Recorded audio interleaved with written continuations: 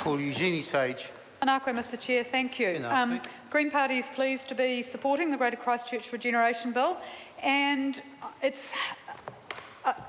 acknowledgement to the Minister for the process that he put in place after the Select Committee had considered the bill. Of course, it would have been desirable if it had been at Select Committee to actually make these changes. And the SOP, with all of the changes and amalgamating it with the bill itself, is hot off the press. It's still warm. But we are very pleased with a number of the changes in it, and particularly in Part 1, because there was, in the purpose of the bill, it talks about supporting the regeneration of Greater Christchurch and recognising the local leadership of the Christchurch Council, City Council, Selwyn District, Waimakariri, Taurunanga o Ngāi Tahu and Canterbury Regional Council. But in the original bill, before the SOP, there was no mention of enabling the local and recognising the local leadership of Regenerate Christchurch. So the SOP,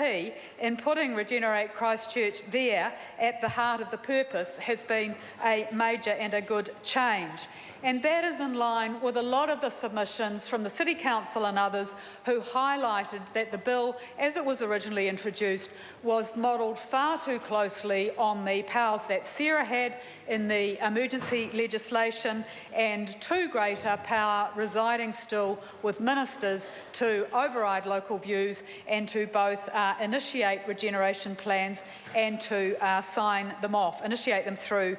their CEOs. So it gave ministers far too great a say in what the proposals for those regeneration plans would be, the whole process for developing them, and then the sign-off. But now with this SOP, Regenerate Christchurch is mentioned there in clause 3(1)(d), and the change to the definition of regeneration. As I noted in the second reading, the government has stripped out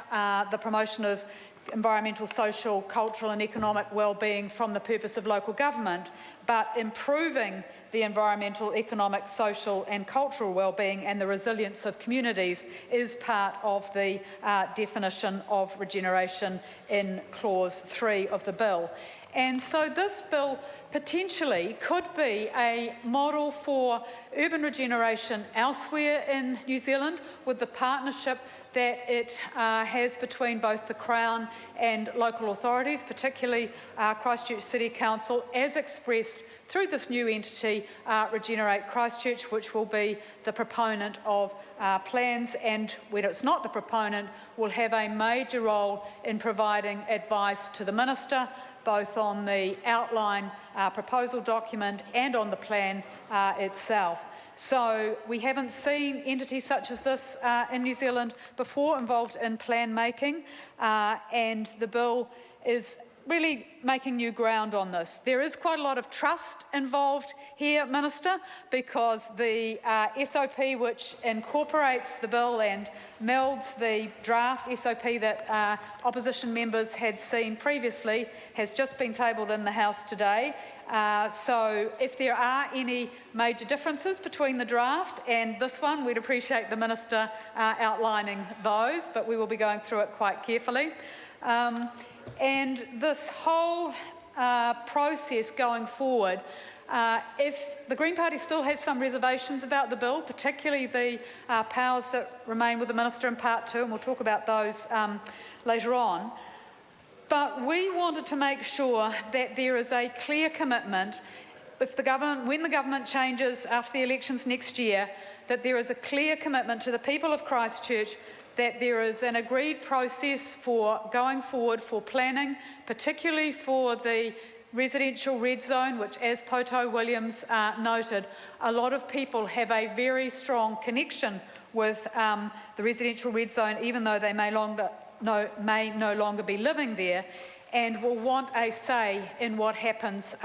to that land. And in the purpose of the bill, it talks about enabling the Crown to efficiently and effectively manage, hold and dispose of land acquired by the Crown under the Canterbury Earthquake Recovery Act or under this current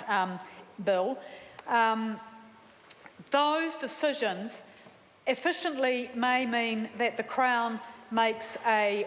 large return from disposal, but those decisions must be in consultation with the people of Christchurch because of the connections that people have with the land in the residential red zone. And would also note that in Part 1, Mr Chair. Eugenie Sage. Thank you, Mr Chair. In Part 1, Clause 7 provides for the continued application of the Ngāi Tahu Claims Settlement Act, which means, of course, that if the Crown is going to dispose of any land that it has acquired, it must offer that first to Ngāi Tahu in accordance with that Act. So the SOP process and the discussion with opposition parties around that has been very useful, and as others have said, we hope that this is a template for other critical decisions going forward, for decisions on the anchor projects where there has been very little information provided by Sarah on things like the convention centre, where there's been no formal business case that has been made public, where this bill has been substantially improved through the input of other parties, through changes to the purpose and the process for preparing regeneration plans, decisions around the anchor projects and the way in which the substantial Crown and ratepayer funding that is going into those is spent would benefit from a much greater involvement, not just of opposition parties, but public discussion. So, Minister, this bill does make major changes, which we thank you for and being prepared to listen to the opposition parties, but we think that that same ethos of engaging with the opposition and with the public needs to